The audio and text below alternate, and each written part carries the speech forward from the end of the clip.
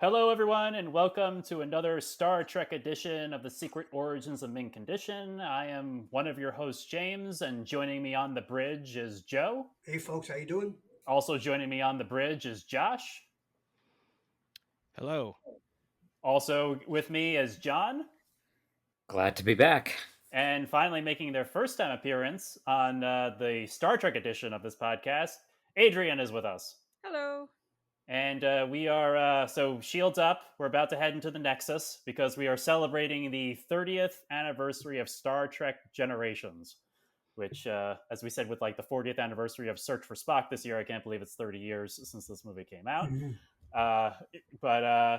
So I have only seen this movie, I think, all the way through since the theatrical release. When I rewatched it for this episode, I was like, this is the first time I remembered everything for some reason, but this is the first a second official watching, and I liked it better than I remembered enjoying it when I first saw it. I'm obviously going to turn over to all of you in a moment and ask your initial impressions and thoughts, but I enjoyed the movie. I think it's a good movie. I don't know if my initial impression has changed. I feel like this movie being the introduction of the next gen into the movie universe and sort of the final swan song of the original series crew, I feel like it's a very somber movie. I would think that the first entree into movies for the next gen crew would be, I mean, coming off of All Good Things. All Good Things was such a good finale, and then watching All Good Things and then coming into Generations, I think that was a little bit of the hiccup with it for me as well. Because I just really enjoy All Good Things. I mean, at some point we'll have to do an episode on All Good Things because it's that good. But so anyway, but that's as much as I will share right now. I'll turn it over to my panel. So Adrian, since it's your first time being on the bridge, what were your thoughts of Star Trek Generations? Actually, I had the same reaction that you just said. I remember being disappointed when the movie came out. I enjoyed it, but I was disappointed. And when I rewatched it last week, I was like, okay, this is better than I remembered. Still wasn't spectacular to me, but it was definitely better than I remembered it being, and I enjoyed watching it again. Okay. I don't know how in depth you want me to go now, but no, it's fine. That's a good opening. You know, opening comments are always, you can either be brief or if you want to touch on some things, but that's a good opening start. Joe, what was your impressions, either now or then or both? I'm the opposite. I liked it a lot better then, and every time I watch it again, I like it less because I see more plot holes. And I mean, there are some things about this film that are incredible. The cinematography, especially in the first 20 minutes is like a mini film. It's kind of like what the original crew and Kirk supposedly losing his life when the ship is struck, but and then there's great character moments between Picard and Deanna Troi and Picard and Soren early in the film. Things get a little boring between Picard and Soren. I think for me as the film drags on, but I just think that the film kind of labors in the second act, and again, it's a beautiful film to watch. The cinematography is great. Those scenes when they're at the beginning of when we get to the 24th century, obviously the pirate scene is excellent. It's the only comedy in the film. It's really good. But that scene with Deanna Troi and Picard in his cabin, the way it's lit and the way the shadows. It's there's a lot of metaphor going on there for what's going on in Picard's life, obviously at the time. That's good stuff, but it just doesn't hold up for me. And as you know, James, we've spoken about this before, and my biggest problem with this film is the way Captain Kirk goes out. You can't throw Captain Kirk off a mountain, and that's not the way he's supposed to go out. His last words. Well, his last words were, oh my. It was fun, and then oh my, when he realizes he's dying. But I mean, Shatner brought him back in a book he co-wrote. Yes. Which was not very good, by the way. I read it. But Shatner can't write. He should stick to acting. But yeah, if I was going to rate this film on a scale of 5, I'd give it right down the middle, 2.5. Okay. I mean, listen, I agree with. Yeah, I mean, listen, I going back to like the structure of the film. I mean, every movie or story should be a 3-act type of thing, but this movie feels like it has 3 parts. Like there's the beginning, there's the middle with the next gen crew, and then there's the end that sort of wraps up bringing Kirk all the way back. That these are all like three of its own little vignettes, and I was kind of thinking that when we were watching it. And obviously, it's also watching. I was like, I don't know if this is the best way for Kirk to have exited like the on-screen series, though. Spoilers. I mean, in Picard season 3, we know that his body is in the Daystrom is too. So whatever they're going to do with that in the future. But John, what were your impressions either when you first saw it or now when rewatching it? So that's a journey in and of itself. So when I first saw it, I really didn't. Well, I didn't enjoy the experience of it because, and this is context based. It was a good movie, I thought, but the experience from a film that was cinematically much darker, the aesthetic is what I'm talking about. The bridge to the Enterprise D was brought down in terms of its brightness and everything else, and then having Kirk die at the end set me off in a really bad mood. I didn't really take much time or even have the ability to process the movie as a movie. It was mostly to me about like, oh man, Captain Kirk died, and the movie's dark. I don't understand what to do with this. So that was my first viewing of it. Then subsequent viewings, I enjoyed the movie more. Now, when I watch the movie, I think it's one of the best next gen movies. I think it has some weaknesses here and there, but I really enjoy it every time. I credit this to Josh. I totally credit this to Josh. Yep, this is one of our late night, possibly drunk, long discussions about everything in life and Star Trek in the old Astoria apartment. And I remember that night well. And you brought up so many different components of the movie that I hadn't really appreciated or noticed before. And this is a movie that really is very deep. It functions on a lot of levels. And you used a phrase, and I hope I'm not cutting you off with what it was, but you used a phrase that the movie was largely a meditation on death. And that, particularly that word meditation, was really interesting because now when I go back and watch it, a lot of the critiques and criticism I have, I'd say, wait, this makes sense. This is a study on death. This is of loss, moving on, tragedy, but also how you sort of work through that, and the nature of trying to cling to life, the nexus, the obsession with keeping things exactly as they are. There's so much meat to like get into with that I really find this to be an enjoyable Star Trek experience. One thing that you can really take off and say, oh, this has all these things we can talk about and do that. And this is what our comic book days were all about. We'd all have different opinions about a movie, and then somebody would bring something up and go, wait, I never thought about that. So that's what I take away from it. So now I really enjoy it as a movie, but I watch it like I watch an episode. So when I'm not watching it like a theatrical experience, expecting that sort of well plotted out 3-act movie theater experience, I can watch it and really enjoy it more. But that's a lot of Star Trek to me these days. So yeah, I don't know if I can give it stars easily enough. I mean, I think these days it's probably 3 out of 4 for me. But yeah, it's worth watching, and it's worth going in with the mindset of like, what if you were going to watch The Inner Light instead of watching First Contact? I think you'd have a very, as a Trek, you'd have a very different perspective, especially if you've never seen it before.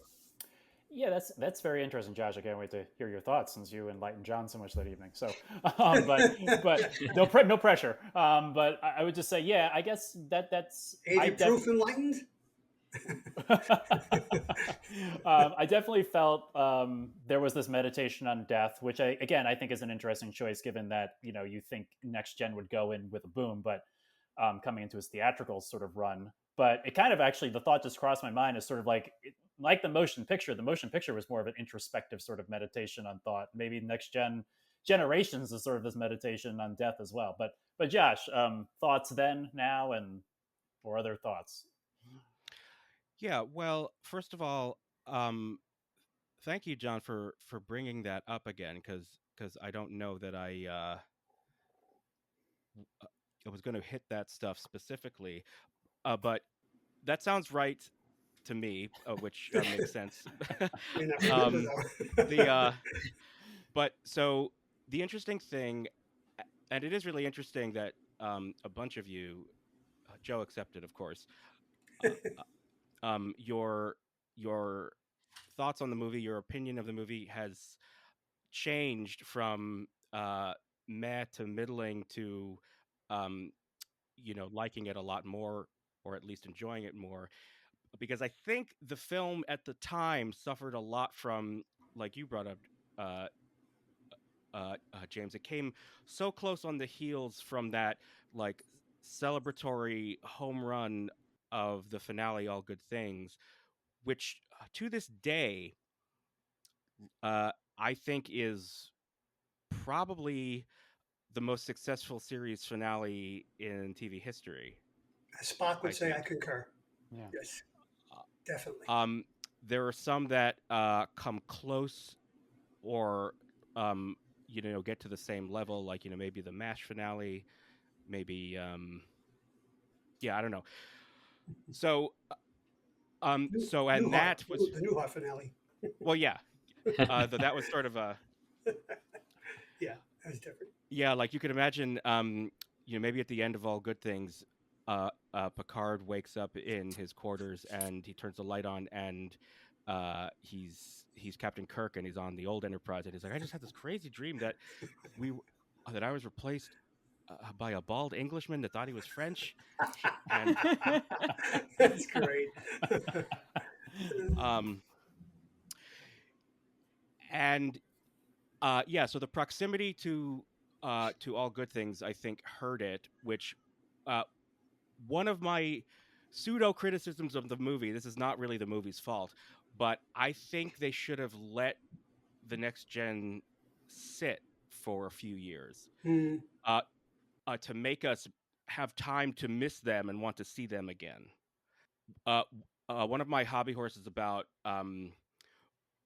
movies from TV shows is that you need to, it's, is that a movie is not supposed to be an episode of a TV show. You need a sort of a momentous reason to make a story into a feature film. It's got to be something, do something that is worthy of the larger format. The like sort of one-off, like this is the only, like these 2 hours are the only time that you're going to get with these characters for a few years. So it has to be something momentous. And say what you will about the motion picture, um one of the joys of the motion picture was seeing the original crew for the first time in 10 10 years. years, or Yeah, or that's true. or 6 years if you're counting the animated series. Mm. But so we hadn't the show hadn't been off the air long enough to miss them and to fold in some natural changes. So they do make an attempt to kind of make the TNG sets and the Enterprise D herself, kind of soup them up a little to work on the big screen. I think one of the reasons why the lighting is so low on the Enterprise is to hide the the wear and tear on those sets from Hmm. uh, Wow, from 7 years. Though that was a really canny choice on the part of the director and the cinematographer, because not only does it make the movie look gorgeous, it also prevents the movie from looking like just another um, Next Generation episode. So so that was I think a really smart, inspired decision. And like John says, like I think this is one of the two good Next Generation movies. I don't think highly of Insurrection, though I would choose Insurrection over Nemesis. Um, and yeah, I think that uh, so all of that, the proximity to um, the ending of the series on that high note, combined with the fact that this is a kind of somber and introspective movie. I mean, there are a lot of laughs and there are a lot of explosions, Um, uh, uh, but it is a meditation on dying and how we handle it. So you have Soren, um, who after 70 years is completely unable to accept the death of his family and his world, and is obsessed with um, y- you know living in an illusion so that he doesn't have to deal with it. And then you have uh, on the other extreme Captain Kirk, who he's offered the illusion and he says no, and he he lays down his life to save a small in number civilization that will never know his name, never know what happened. And he didn't go out in a blaze of glory, leading a fleet into battle or something. He died, um you know it's kind of like come the Inquisitor in Babylon 5, when Jack challenges Delenn to say, will you will you sacrifice yourself to save him if no one will know, like no one will ever know that you did this, no one will sing songs about you, will you still sacrifice everything to do the right thing? And obviously it's a little more complicated than that, but I think the intent here was to show that Captain Kirk is a real hero because he will lay down his life without the glory, just because it's the right thing to do. Um, Now, how that actually plays out on screen, I think, it's a little. The jury's out on that one. I think it's an inspired idea. Whether or not it actually plays, I think your mileage may vary on that. Um, uh, and then, so you have the two poles of the denial and the acceptance, and then in the middle you have Picard, who is facing sense of his own mortality, and he's not sure how to um, how to proceed. And it's also interesting, something that we haven't even mentioned is we also lose the Enterprise in this movie. Mm-hmm. Yeah, yeah. So That was John. When I was rewatching this, I was like, Mhm. John's like always like the Enterprise gets its ass kicked, and I'm like, here is Every another, time, here's every another, movie. for another, and Yeah, this time, this. they didn't blow the whole thing up. Which I will say that watching season 3 of Picard actually helped this movie, because I was like, there was a lot of like, if you watch Generations and then season 3 of Picard, it also is very satisfying, I think, in my mind. I have yet to Because watch season 3 of Picard. I all have right, yet to watch any of Picard, but I finally Skip signed to up for season Paramount three. Plus. yeah, skip to season 3, Just commit this. but I will say, Watch. for my viewing of like some of its enjoyment was like heightened because of where things are drawn for season 3 of Picard. But anyway, Josh, I'm sorry, I cut you off there. But no. So it's just really interesting. I think it was a mistake to um, wrap the series and then go immediately into a production on the movie. And from what I understand, the writers, Ron Moore and Brandon Braga, were given kind of a laundry list from the studio of things that they wanted included in the movie. They wanted um, Picard and Captain Kirk to meet. They wanted the Klingons. They wanted. Um, I know those were the two main ones, but the point is to be able to satisfy the the laundry list of demands, and to thread the needle by creating this actually very kind of mature um, uh, meditation on mortality, I think is actually quite an achievement. And the last thing I'll say is that how can you hate a movie that um, gives you the quote, "Time is the fire in which we burn"? It's just so good. It's Yeah. so good. Delivered by an amazing actor. Yeah, that's Delivered by an amazing actor. that's one of the scenes that I love, because when he utters that line, Picard has already learned that his brother Robert and his nephew have burned in a fire, and they actually burned. That And bothered me. yes, well, yeah, Yeah. yeah. But you would think there'd be fire suppression units in the 24th century, but we're not going to go into that. We had The this Robert discussion. was really anti-technology, though. He didn't like any of Yes, those he lived on the. newfangled. That's true. So That's right. He lived on You know what's the vineyard. what's funny is I had just recently, because I've been watching some people react to next gen episodes, and one of the last ones I saw them react to was that episode with Family. the family. Family. Yeah, well, My family. favorite Yeah, episode of the series. it's My a great favorite episode. episode. But It's yeah, so it was good. like that, to have just watched them react to that and then watch Generations. I was like, this is one of the things I didn't like about Generations. Though another thing, here you're talking about mature meditation on death. Think about how old we all were. Here, aside from coming off the high of the series ending, James and I were 14, John was 15, you were I was 11? 10. I was 10. 10, 11? Yeah. I still had black hair Joe back. was younger than we are now. I had curly black hair back then. Yes.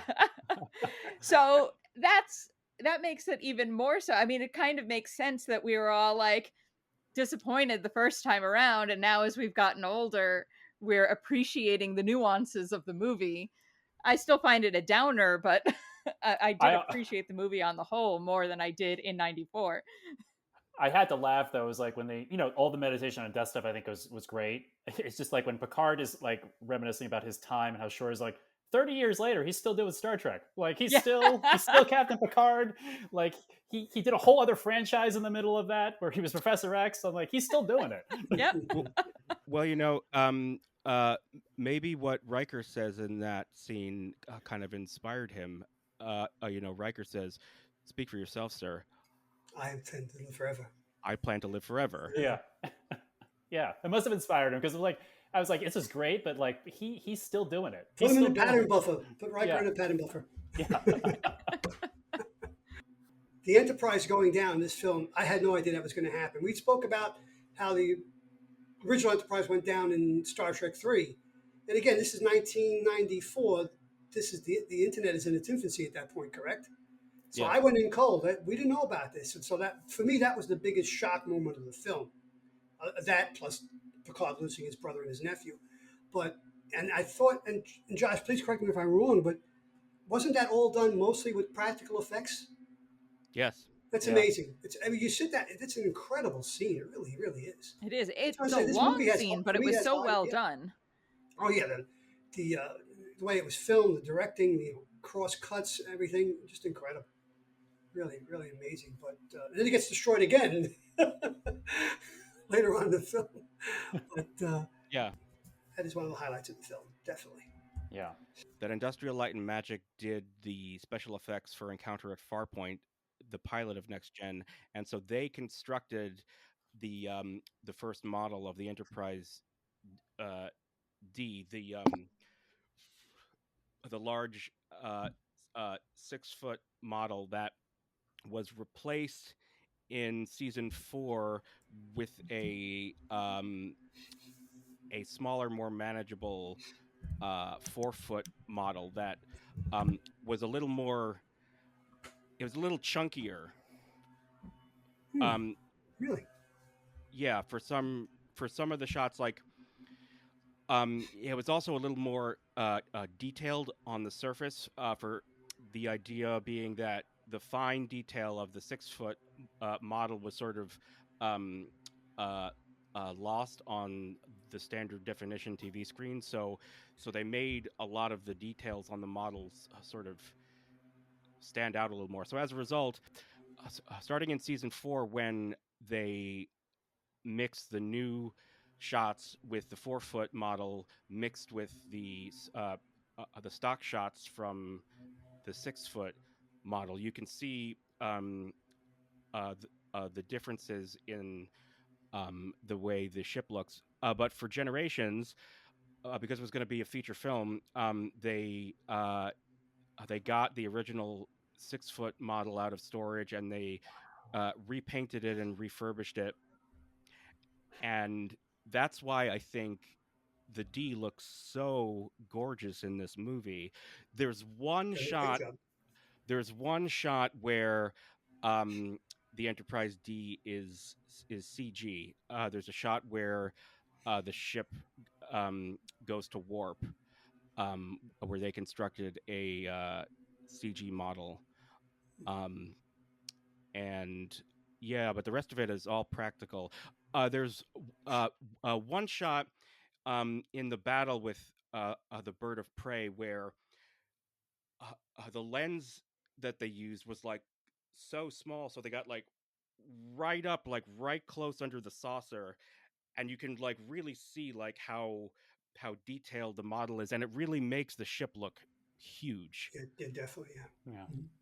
Now, was Um, that also so in the for the bird of prey for this? Weren't there also some reused yes, shots from the previous movie? yeah, there were at least Star two. Country. Yeah, because again, Star Trek films up until Star Trek 2009 um, weren't made with a ton of money, so they were always uh, cutting corners. Like on the series, they would talk about how you only get a certain number of phaser blasts in a firefight because like each uh, phaser blast is like $5,000. Wow. So, so the cost saving measures in mind, for me, I think is one of the reasons why it seems like the Enterprise kind of goes out like a chump, because they only return fire once, and the rest of the time it's kind of getting its ass kicked, while they like figure out how to fool the bird of prey into lowering its shields. Mm. um when they could have been shooting, I mean, they could have just blown it up.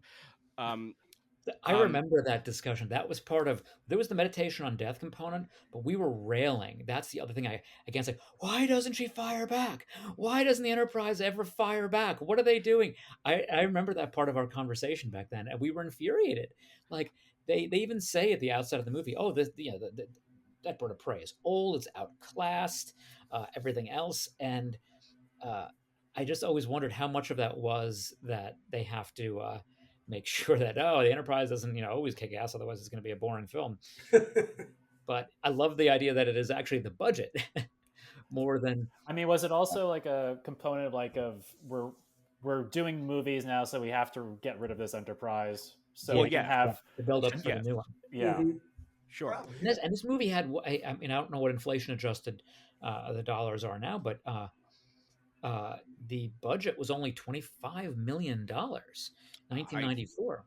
Really? that Let me uh, double check. They got their money's worth are you then. sure? Because Visually. I thought it was more like 40, because I think 25 was even less than the Undiscovered Country was. I think the Undiscovered Country was like 35. Yeah, and Um, that's from a 2003 book. But it was saying that Interesting. they refined the script. Yes, saying and the total budget uh, was going to be over $30 million, and it dropped to $25 million after Yeah. negotiations. That's not So great you negotiation. imagine, like, that is really, for making a like Total 35. special effects heavy, ensemble movie, like that's really making a movie on the cheap. And it's doing it well with that amount of money, and its box office was almost $120 million. You're I talking mean, that's about a amazing. a a three, almost four times return, minus marketing, of course.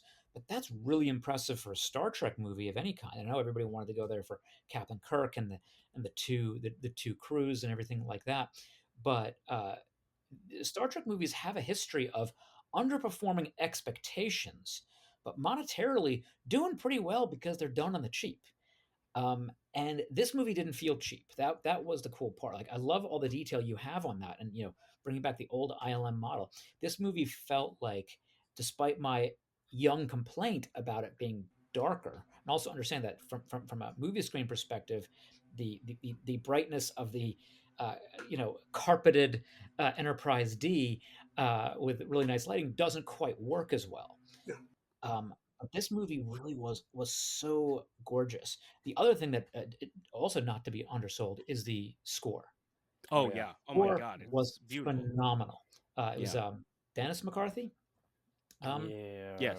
That Yeah. and he did a lot of the next gen as well, including things specifically with a lot of, I think, something called Picard's theme.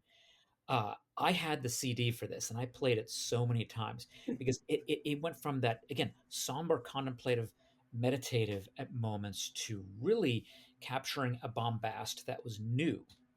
And it really was like, okay, we're going in this new direction. This is the next generation on the big screen.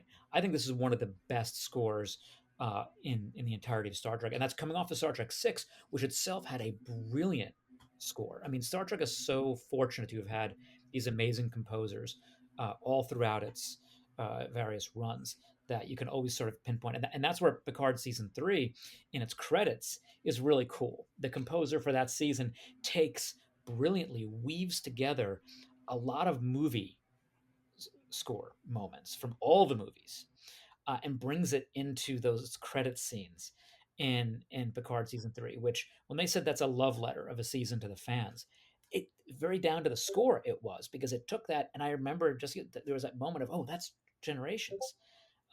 So yeah, I think when you look at how they did it, what they did, what a beautiful job. It's just hard to get around some of the story and pacing and what we were going through at the time. I love what you said, Adrian, that we were younger. This is a different perspective, and now that we're older, it does have a very different thing. I relate to this movie in so many ways for the last 10 or 15 years that I didn't in 1994. And the fact that we get to rewatch it and get to discuss it is just, that's the best part about Trek. But Yeah. I agree with you, John. It's like I said, well, I was actually say, Kirk has never been my favorite captain. I know, whatever. Sacrilege, Not sacrilege. for you, People, Jameson. so he's actually third in line, I think, of my captains. But the movies, the discussions we've had in the movies, motion picture, Spock, and now this, I like Kirk a lot better. Having like with these discussions and seeing him, I thought the work that Shatner did in this movie was great. I thought he really performed well in the beginning, where Yeah, he didn't go he's over like, the top. no, he's not over the When top. he was He's almost given the chair, like the look on his Yeah. face, like, yeah, oh, I can't. Yeah. it Yeah. was- Sure. Great lines for Scotty. I mean, obviously they gave him almost the Bones role. Captain, Probably is they, nothing wrong with your chair. yeah. But I think Shatner did a really excellent job with playing Kirk in a way that was not over the top. We recently did an episode on Star Trek 3, so like he was very subtle in some of the stuff he did, and I thought he was great with it. So, Joe, I see you want to Well, chime I in. think we need to address. I guess it's the MacGuffin of this film, the Nexus. And here's where I put this question to the assembled at large, the crew. I almost said the bad word there, the 4-letter word. So I'll just temper that. What the hell is the Nexus? Because I've seen this film more than once.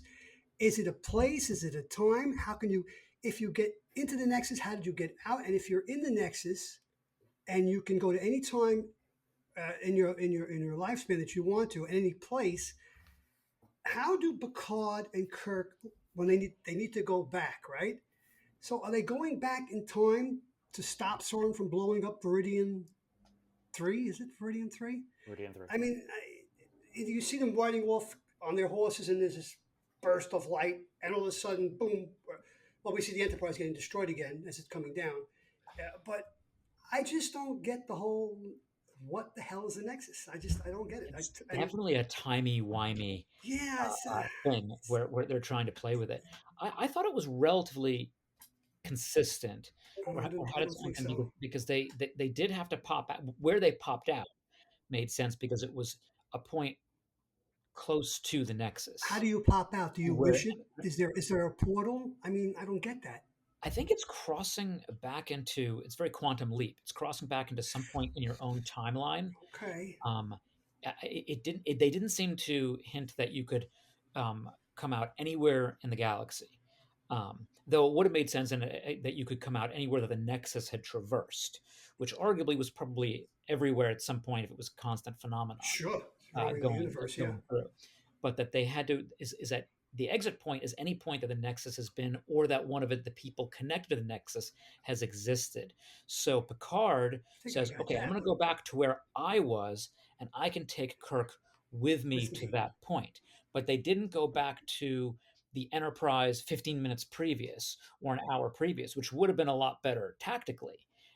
Oh, don't even bother to beam down and have all those problems.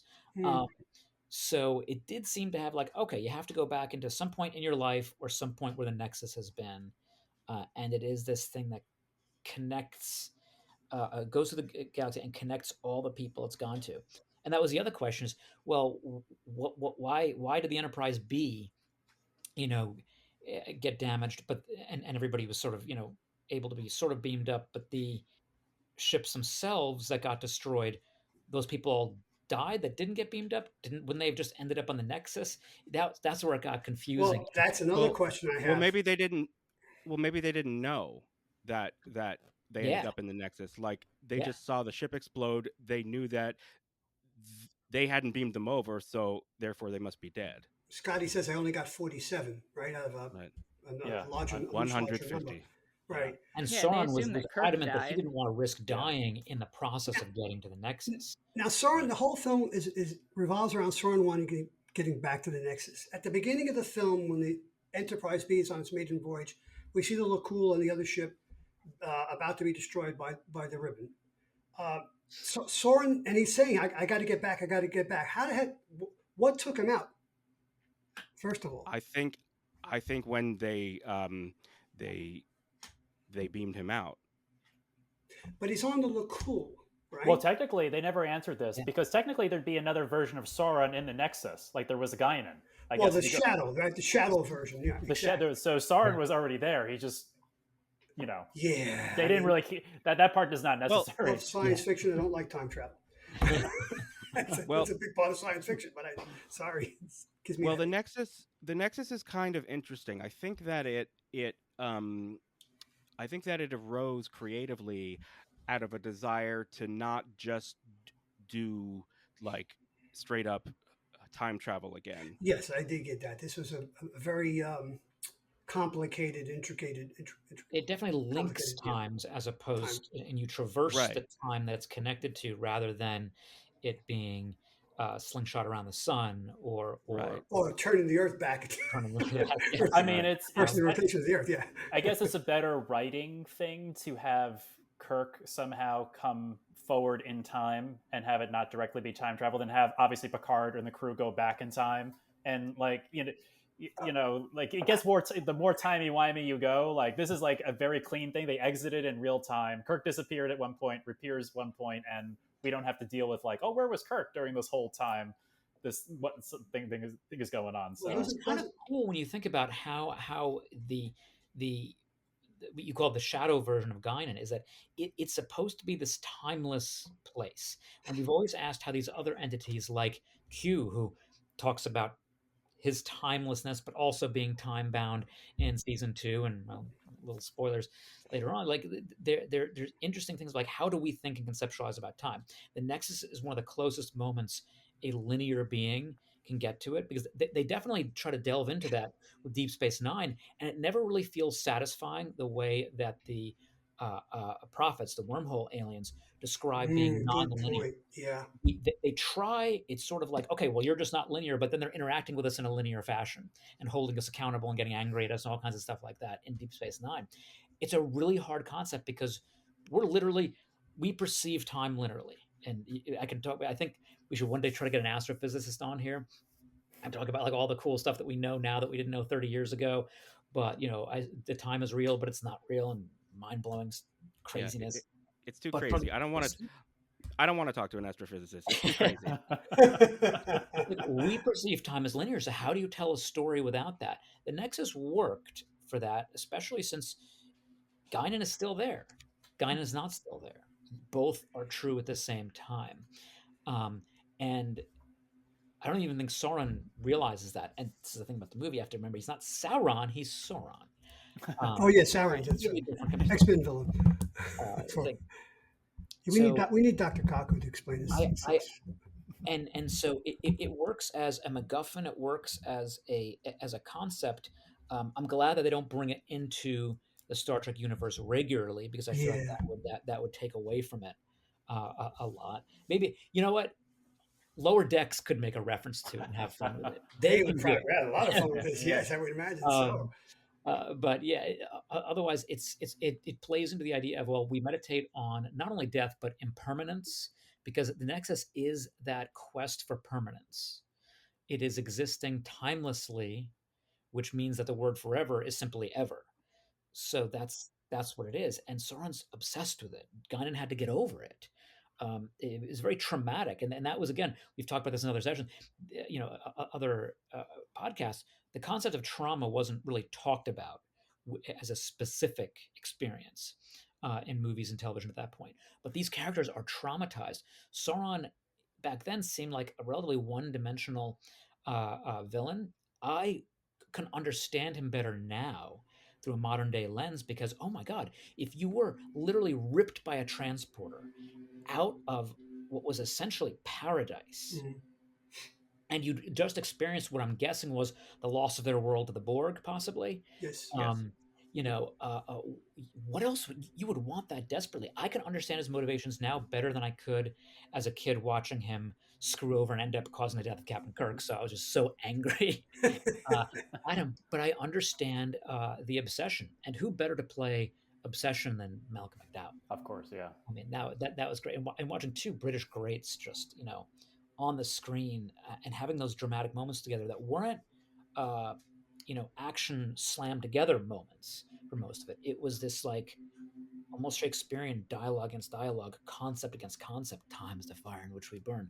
And there was Picard having to deal with so much and do it in a way that we hadn't seen Picard really that vulnerable outside of It's very the true. episode family and being assimilated into the Borg, which they then leapt right back into in the next movie, which I think again is why it was so good because it was taking Picard as an incredible character with so many layers. And that when he breaks down and cries, I cry now rewatching that. That's a powerful. That's the most powerful Yeah. scene in the film. Yeah, Yeah. I And in the next film, we see another side of Picard. We see Picard as Captain Ahab Yeah, in yeah. First Contact. So yeah, no, he's one of the finest actors that's ever walked this earth. But which is more maddening for me because there's as I said at the beginning, there are scenes here I love to death, but it doesn't come together for me. It just doesn't. And A lot of it speaking has of to do with that damn ribbon. there's something That's else the of word for note me. that when I was researching for today and looking back, like, well, this I don't know about this movie. The director of the movie was a first-time theatrical director. He directed Is that episodes true? I of didn't know Next that. Gen and I think the pilot of Deep Space Nine, Deep Space Nine, yeah. but had not directed a feature film. And first, I'll say, well, good job for a first run on a feature film because this was not a student film. Yep. This did not come across like that. But also, it's a really hard job. And I love that they gave it to somebody who hadn't done it yet, but you can also see where, it's a little bit, weaker. And also just where the writers are trying to do everything. That, laundry list of things they had to do is really exhaustive. And to get that into a movie, we got the original crew. Or many of them. We got the sense, we the transition to the new crew. We got some action, we got some comedy, we got a lot of loss and sadness. We got all of the things that were on that list. But yeah, it feels like it would have been better if they were able to zero in a little bit more. We got two heroes on horseback too. That Yeah. I love that. I like that. That had to be Shatner. Shatner was Oh, yeah. the horse guy. I mean, Yeah. I marched in the Rose Bowl parade way back when, and I was so excited about that because the Grand Marshal was William Shatner. Now, the downside to that was that William Shatner was in his massive horse face, and this is the year of the movie. This is 94. So everybody who was in that parade had to deal with the thousands of horses that Shatner had in the parade. Jeez. Well, what do horses do They over poop. a 5-mile walk? They poop a lot. And when you're marching in lockstep in white shoes and you can't break form, you have an interesting experience. I Not a will. tiptoe through the tulips, right? None of us kept our shoes from that trip. There's that very subtle.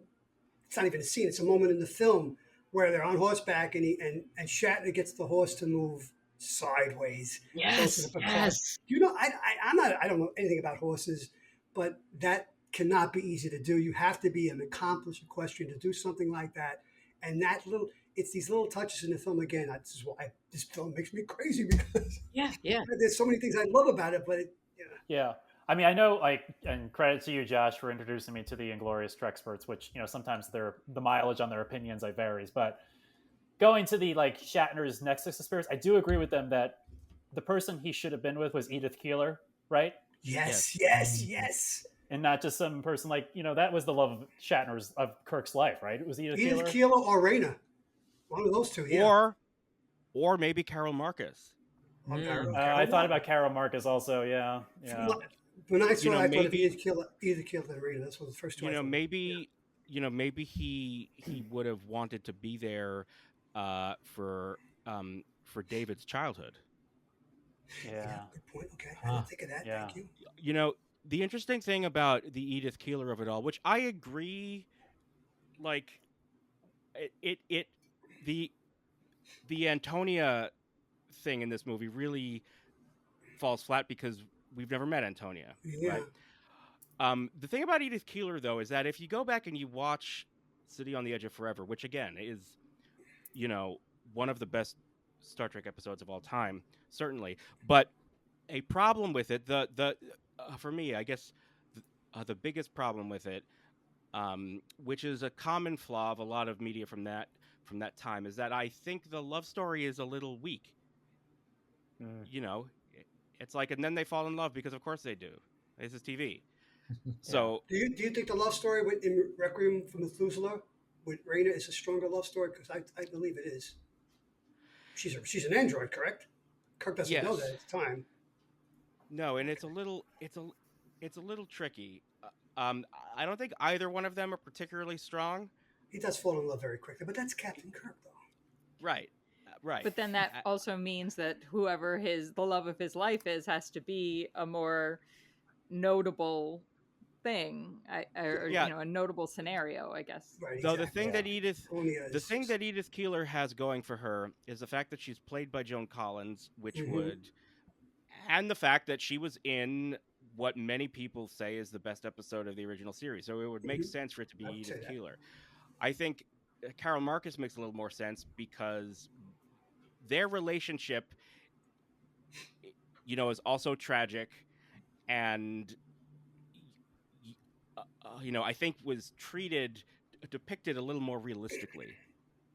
Yeah, I agree with that. Yeah, I forgot one of his great loves also, Miramani. Yes, right, though does he? So when he becomes Captain Kirk again, does he still have that love for her in that episode? I don't remember. Well, she dies. She's pregnant with his child, right? Yes. And if you remember, the closing credits in that episode are very, very, very sad and very different. It's the music, the very sad music. He's looking over her dead body. He's over her dead body, I should say. And I think he was deeply in love with her. Yeah, I think he would have stayed there if he had a chance. So yeah, those are three that. Yeah, I don't know Antonia. I don't know where she came from. And my other question, like, kind of looking back on it, especially since we've seen now Picard seasons 1 through 3, like, would Picard's nexus be to have children? I mean, he doesn't. I mean, in Victorian England. Yeah, I mean, was that was that showing about like ornate housing? Wow. I mean, maybe that's the growth of the character from like I hate children or dislike children in the original in the Next Generation all the way to Nexus, like like he does care and want family. Well, it didn't connect with me, like that's what he wanted based on what we've seen. Well, the whole thing in this movie though is that he gets the gut punch of learning about Robert and Renee, and then I think he's consumed. He even says this. He says this in the scene with Deanna. With Deanna Troi. He says that he had sort of come to terms with the fact that he probably was never going to have a family, but the fact that his brother had a family and had a son meant that the family would continue, The and Picard name would develop. right, exactly, and he's I think the loss of his brother and his nephew is making him reconsider whether or not he had made the right choices, So that's why right? Yeah, he's I moved and So on. I got that. I had no I don't problem. know, it just seemed like when you're then transported to Inside Joy that that would come I don't know, it just the fact that it was large Victorian family was just it just seemed like a little too much random compared to what we know of the character, but I totally get what you're saying and I saw that Yeah. connection this time around watching it. See, It's that worked just for me because Picard is not a man of excess. He's always been a practical man, right? So that what does he deep down? What does he desire, and what does he feel he's missed out on in life? So I had no problem with that. Picard having a gigantic family. I thought that was perfect for Also, a man I who's also never let his hair down. No pun intended, so to speak. don't forget that this is around the time that he was uh, uh, either workshopping or preparing to do Patrick Stewart, excuse me, the Christmas Carol. Carol one man show. Oh, I okay, I wonder didn't know how that much of either. Patrick Oh, Stewart, the actor, and his sensibilities, also design, and aesthetic and thinking translate into this, or whether this is entirely the actors. I am in the process of finishing up his autobiography. I will let you know. please, Uh, because It's that's a a great very book. Yeah. intriguing insight idea, into John. this You know, movie that's in that. when I saw the scene, I was thinking this seems more Patrick Stewart than Picard. I think that's what it Yes, is. So yes. in as much as we're talking about Good. the elements of Yeah. Picard and then it just seemed a little odd juxtaposition that it was like this seems more like the actor than the character. Which is funny because you get William Shatner and the horses. Yeah. yeah. Exactly. Definitely a lot of major like Exactly. actor.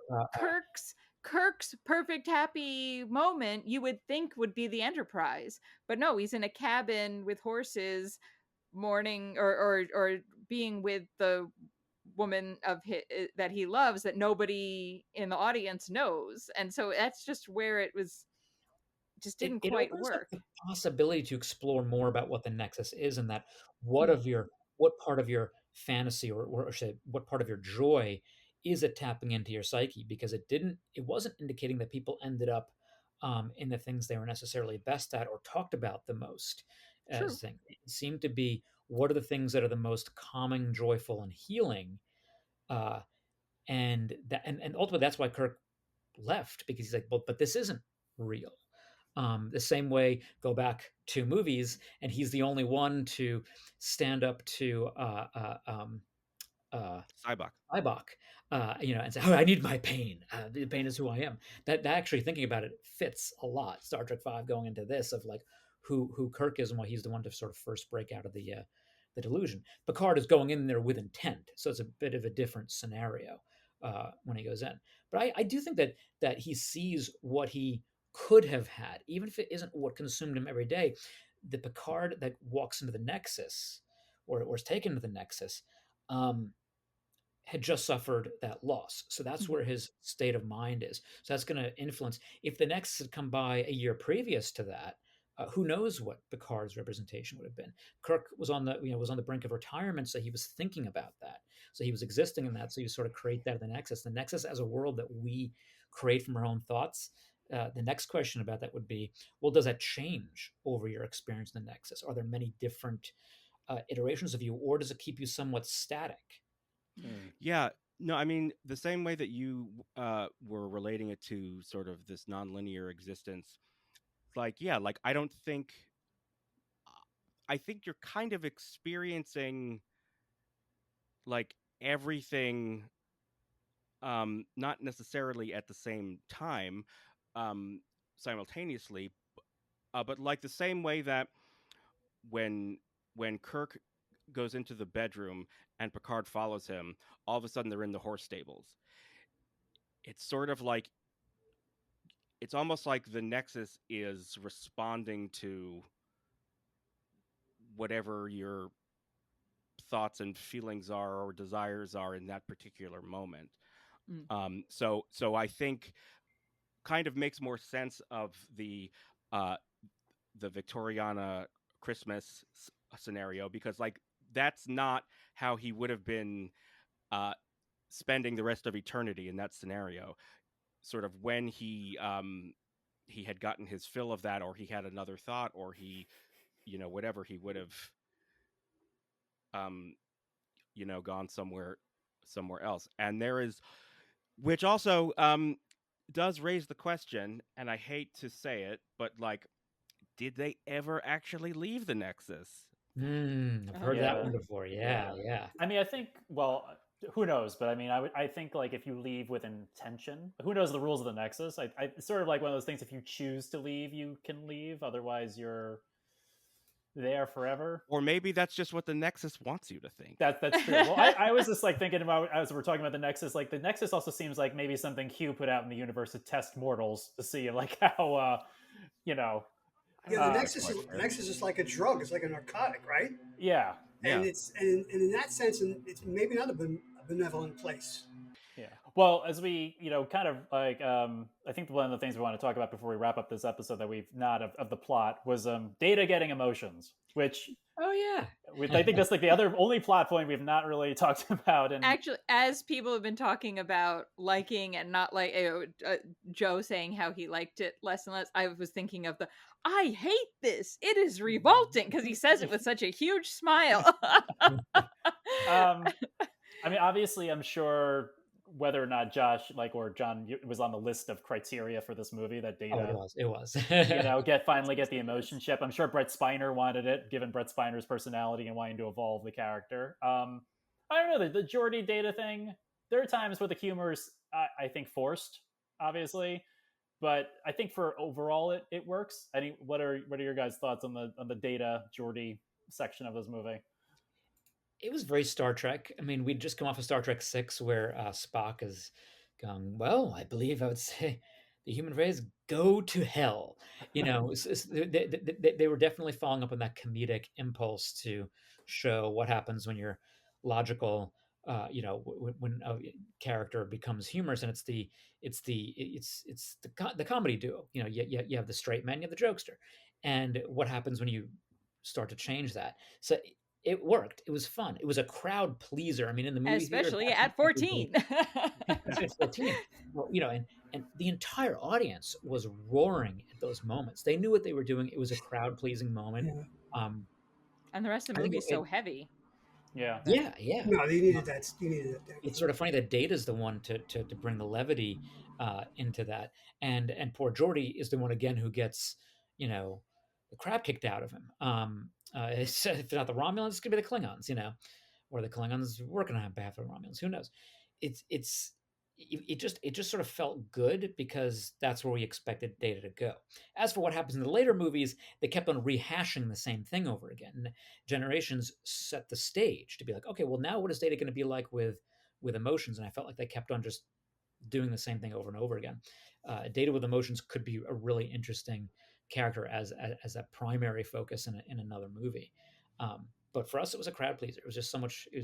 That was fun, and Riker got to pull in the fun components too. Crashing the Enterprise is not probably how he wanted to go down by the end of that movie, but no pun intended. Right.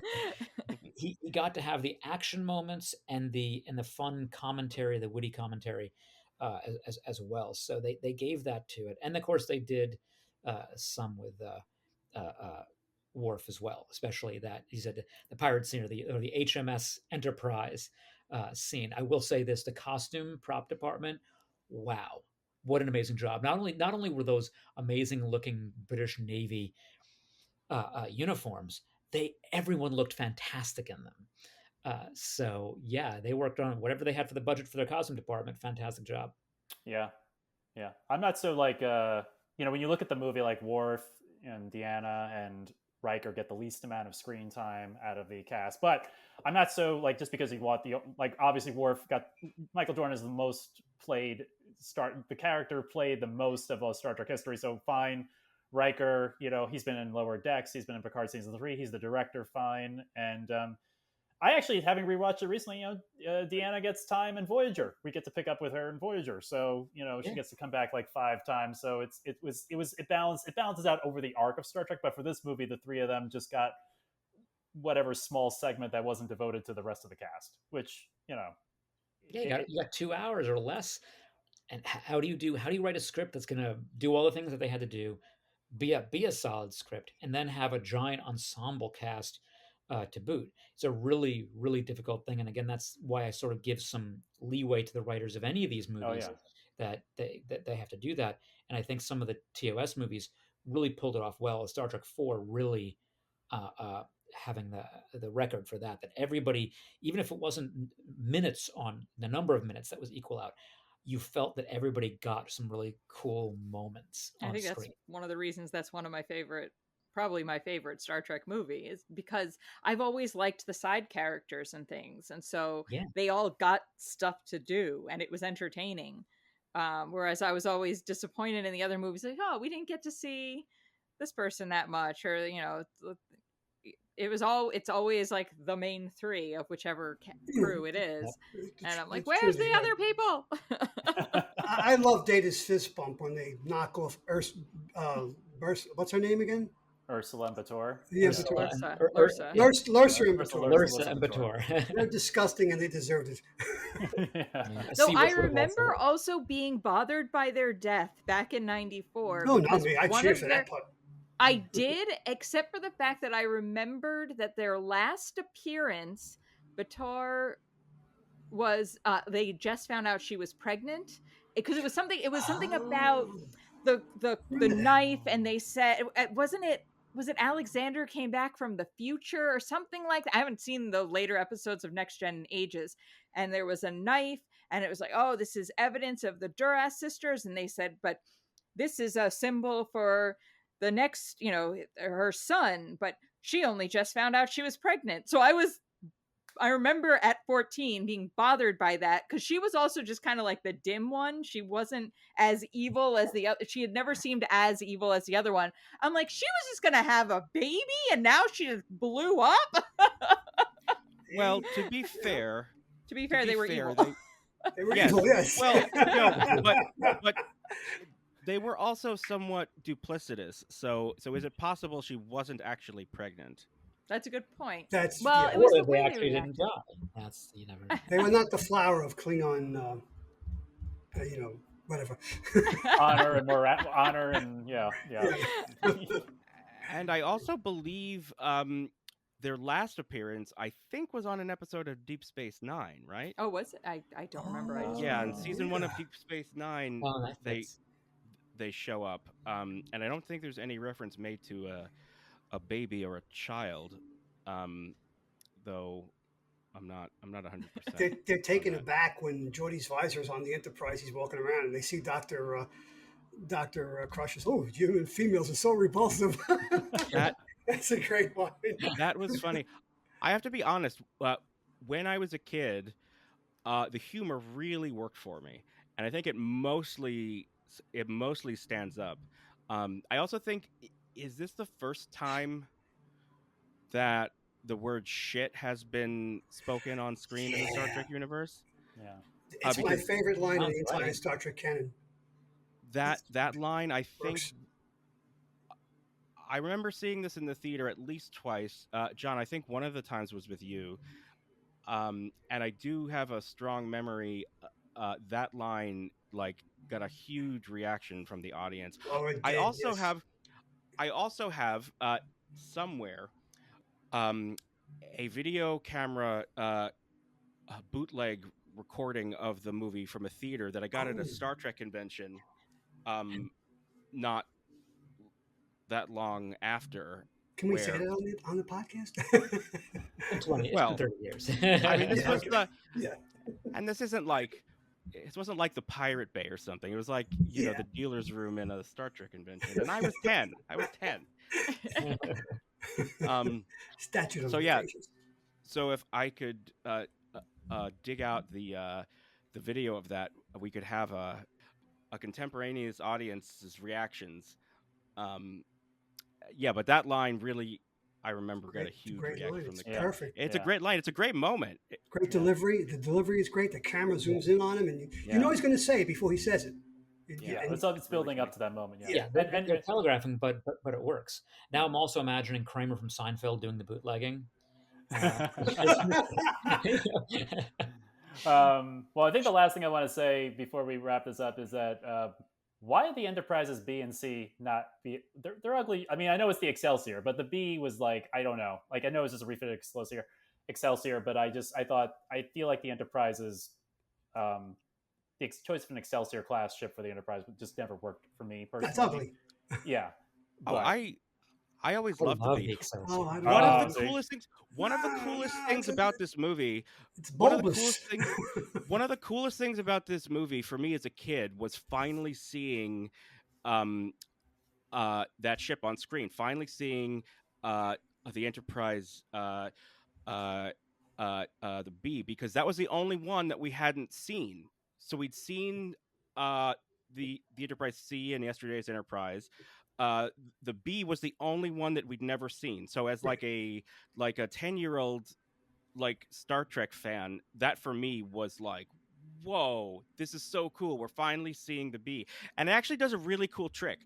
That whole sequence at the beginning, because we never knew what happened to Captain Kirk between the original series era and the Next Generation era. So when they show him dying in the beginning, Mhm.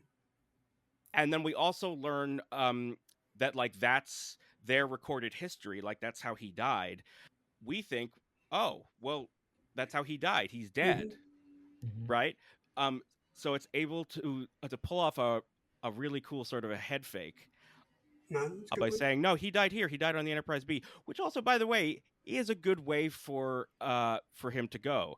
Yeah. You know, sacrificing his life to save the next Enterprise, I think, is actually the historical way his death was recorded. I think is also very fitting. And it's not just until this moment that makes me realize that you know, we were able to have our cake and eat it. So he dies heroically saving the Enterprise, and then he also he gets the opportunity, like I was saying earlier. He gives his life to save you know, to save a small civilization that he's never heard of, that will never hear of him, that like history will not record that sacrifice, and he puts his life on the line anyway. So you're able to kind of have the two in the same movie. But the fact that I'm only now realizing this 30 years after the fact probably speaks to the fact that it's not that effective. Also, That's why we're Mr. Scott does a turnaround because in Star Trek, correct me if I'm wrong, Josh, in Star Trek 3, he says, if my mother had wheels, she'd be a wagon about the Get out and Celsius, push. right? But Now, this isn't the Excelsior. This is the Enterprise. yeah, but it's the same design. Then when they come back on the bridge after they've gotten the toy, he goes, it's a fine ship you have here, Captain Harriman. So it's like, yeah, come on, Scotty, make up your mind. But He also remember doesn't care. that He has his boat. that He has his boat. He's fine. He Scotty doesn't in care Star about Trek Stephanie. 6 then complements the Excelsior, especially and especially and in part because Sulu is her captain. yeah. Yeah, What a fine ship, something to that effect. What Yeah. it really was Well, is this that ship like, is you named know, Enterprise, yeah. he didn't like Captain I can't Styles. remember. Captain Styles, and that was some of Hill the Street Blues, yes. the best acting, because you just meant to be so to disdain the guy so much. I feel bad for the actor having had to do that, but you weren't supposed to like the crew of the Excelsior and No, Scotty. You know, it was just, that bucket of bolts. But then Star Trek 6, it's Sulu, and it is and really shines in that movie. It is the new model. Sulu is commanding it, comes to the rescue, intercepts those torpedoes, can take more of a beating than the Enterprise can at that point. And you get a bit of a handoff in that movie too, which then is why I think the Excelsior, a modified Excelsior class, they sort of take some of the bulky, round parts of Excelsior, and they put some fins and things on the B to make it look a little more advanced. I thought it really worked. I mean, I really remember enjoying that ship as a ship. I was curious about, well, will we ever get a show about the Enterprise being Captain Harriman? The Captain Harriman was not particularly impressive. There's a lot of story about how, like, oh, this makes him a better captain. But he was not the impressive captain to anybody, and Well, never he meant also to be. wasn't getting anything on the ship until Tuesday. All Tuesday. Or Right, Thursday, whatever it was. Tuesday. Everything's coming Tuesday. Which also to me as a kid I thought was hilarious. Yeah. Yes, I thought that was yes, I thought that was good. hilarious. And Yeah. obviously, Chekhov has had some medical training, right? Well, so again, they were trying to get the whole original Yeah. cast, and like there were some lines where you're like, okay, that was supposed to be Spock saying that. That was supposed to be McCoy saying that. And obviously, that whole thing in the sick bay, that was supposed to be McCoy, not Chekhov. Yeah. Well, he did a good job, Chekhov. He was very. Yeah, he did. Yeah. Yeah. And I do have to wonder the line that you referred to before, where Scotty leads over and is like, "Captain, is there something wrong with your chair?" Was that supposed to be? Was that supposed to be a Spock line, or was that supposed to be a McCoy line? Oh, we could debate that. Oh, yeah. Yeah. That's a that could be podcast of its own. Reading that line. Well, I think that's a good place to wrap it up. For we'll debate that, but I really enjoyed taking this dive into this movie because talking about it with all of you, I enjoy it even more, as usually the case with movies that maybe I'm lukewarm on or something, or they're not as good. I would probably 3.5 stars out of 5 stars would be my rating for it. You have a star more than I. Okay. Yeah. That's fair. So yeah. Adrian, what would be your star? No, I was just gonna say I'm on par with that. I was thinking probably 3.5, or it depends on out of how many. Out if you're saying out of 5, 3.5. Yeah, probably. I'm going to go to 3.5 too, because every time I come in with a Star Trek movie, I don't like a Star Trek movie. I'm not fond of. Josh points out things I didn't realize. He opens my eyes up a little more, so I will bump it up to 3.5. Very good. So we're 3.5 stars. We're giving it for Star Trek Generations on its 30th anniversary. It's earned after 30 years. That extra half a star. The master here is Josh. You can't learn from him. Wow. Star Trek. Yeah. Come on. My mission to make more Star Trek more loved by more people is the continuing mission. Well, we should put that. That's the tagline for these editions. Yeah. That's our mission statement. The human adventure continues with having people love Star Trek even more. There you go. I think it's a testament to, just how thoughtful we all are in these conversations, that we exchange ideas and opinions, and we can actually have our minds changed. I think it's a very rare thing these days. I agree, especially in pop culture, where it's like it's kind of like no gray ground. There's only black and white and no discussion. So I'm always appreciative that this podcast and the podcast you put forward, Josh, we have a place to discuss things, even if we're not fans of them. But we always highlight the good stuff. If we're picking on something, it's because we are fans of it still. We've never. Love it. That's right. Yeah. And if we really don't like something, we really don't do an episode about it, because there's another Star Trek movie that has an anniversary this year, and we're not doing a podcast on that. I think I know which one that is. Star Trek V, celebrating its 35th anniversary this year. Oh. And when I polled all of you for this in another episode, all of you were like, I think about 5 minutes I have to speak about this without going into maybe 10 minutes. But so anyway, we chose to do I chose out of that to do Generations over Star Trek V is the Superman, the quest for peace of the Star Trek. Maybe we give it another 10 years. We'll do a podcast. Maybe we'll have more nice things to say about it. I doubt it. Seriously doubt it. But well, listening audience, thank you for joining us on this looking back on Star Trek Generations. Of course, I could not have done this episode; wouldn't be possible. I could have done it without the rest of the crew. So thank you, Joe. Oh, you're welcome, James. This was a hoot. Thank you, John. No, this is a lot of fun. Thank you, Josh. I plan to live forever. And thank you, Adrian. It was fun. Good to revisit the movie after so many years. Yes, and if you have your thoughts on Star Trek Generations, we'd love to hear from you. So please put your comments in the Facebook group. We were on the Spotify. If you're listening on Spotify, you can put comments there. I will probably turn this into some form of YouTube video, if not like a video with all our faces. Then at least the podcast will be there. So we'd love to hear your thoughts on Generations. Thank you for listening, and we will talk to you on the next episode.